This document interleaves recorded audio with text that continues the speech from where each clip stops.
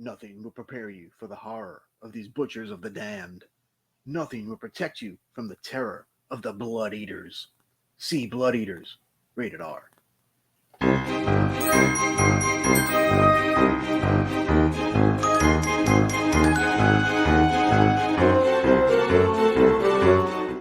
What's up, fiends? Alucard here. Happy Tubi Tuesday, and welcome back to Nasty November, where we discuss video nasties from the VHS era.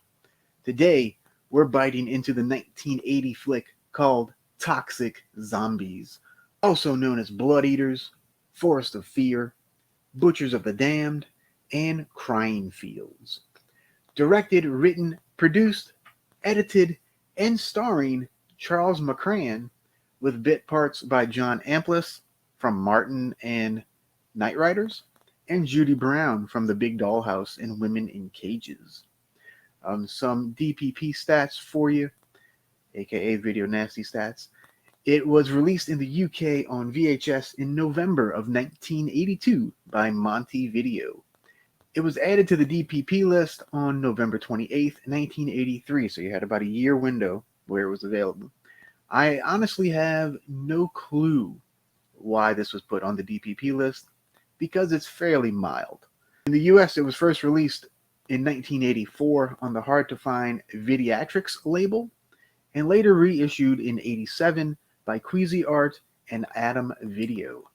Now, Massacre Video has released a new 4K restoration on Blu-ray, which was created from multiple rare 35mm theatrical prints.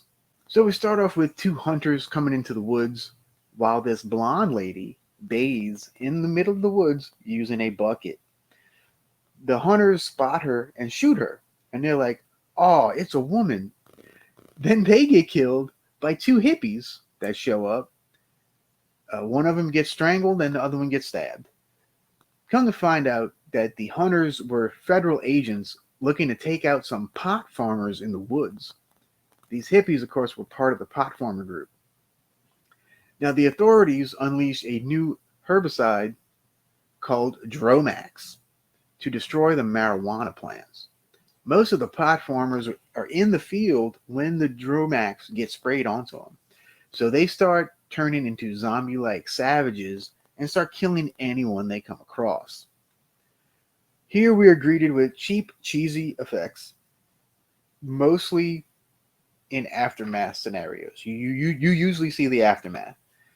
We get minimal zombie makeup. Basically, all you get is the dark eyes, and they're kind of dirty looking. We got questionable acting. We get racist jokes, but just overall, it's kind of dull. You also have John Amplis, who can really be amazing. Has anyone seen Martin? Martin is absolutely amazing. You have him playing a bit part. He's a federal agent that plays like second fiddle to this third-rate policeman. It's like, really? You literally have a fantastic actor, and you put him in this little crappy part? Okay, whatever. So what did I like? I really appreciate the effort here. I know how hard it is to film a low-budget movie, so, kudos to Charles McCrann for getting this movie done. It's no small feat, believe me. I also really enjoyed the Night of the Living Dead homages that are sprinkled through the film, such as the boarded up door scene and the car attack. Now, this movie was filmed not too far from where Night of the Living Dead was shot. So yeah, up in Pennsylvania. There's actually a pretty neat synth soundtrack by Tom Shapiro here as well. It sometimes doesn't really fit with the movie, but it's still fun. I also thought the ending was a bit interesting. I'm not going to give it away, but I will give you some trivia. Toxic Zombies had a limited theatrical release here in the States and was played twice on the USA Network. Filmmaker Charles McCrann was a Princeton University and Yale Law School graduate. He was also the senior vice president of the Marsh and McLennan Company, which are really high-profile insurance brokers here in the States. And one of their offices was at the World Trade Center in New York, and Charles McCrann was unfortunately killed in the 9/11 terrorist attacks. While this clearly was a labor of love for McCrann, it mostly falls flat.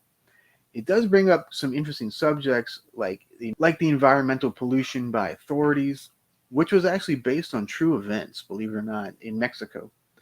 But then the movie just kind of devolves into your basic half-hearted zombie flick.